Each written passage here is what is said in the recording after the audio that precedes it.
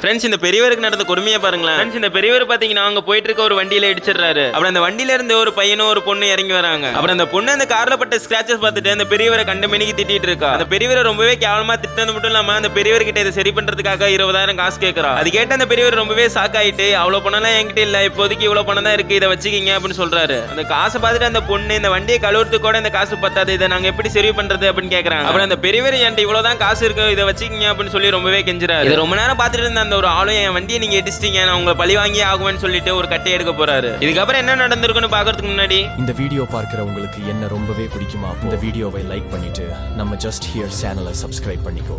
மேலும் என் மீது நம்பிக்கை இருந்தால் மட்டும் கமெண்ட்ல ரெட் ஹார்ட் போடுங்க. கண்டிப்பா மறுநாள் உங்களுக்கு என்ன நல்லது நடக்கும். அந்த ஒரு ஆளும் ஒரு கட்டையை எடுத்துட்டு போயிட்டு சும்மா அந்த பெரியவரோட வண்டியை லைட்டா தட்டுறாரு. அதுக்கப்புறம் நான் உங்களை பழி வாங்கிட்டேன், ஒழுங்கா இந்த இடத்த விட்டு கிளம்புங்கன்னு சொல்றாரு. அந்த ஒரு பெரியவருமே ரொம்ப நன்றின்னு சொல்லிட்டு அந்த இடத்த விட்டு கிளம்புறாரு. அப்புறம் அந்த ஒரு பொண்ணு, எதுக்காக நீங்க இவரை சும்மா விட்டீங்க அப்படின்னு கேக்குறாங்க. அதுக்கு அந்த ஒரு ஆளு, அவர் பார்க்க எவ்வளவு பாவமா இருக்கு, அவர்கிட்ட போய் நீ 10,000 20,000 கேட்கறியா, அவர் ஒரு நாளைக்கே 200 300 தான் சம்பாதிப்பாரு அப்படின்னு சொல்றாரு. அது மட்டும் இல்லாம அவரை பார்க்க உங்க அப்பா வயசுல இருக்காரு, அவரை போய் இப்படிலாம் திட்டுறியா அப்படின்னு சொல்லி ரொம்பவே திட்டுறாரு.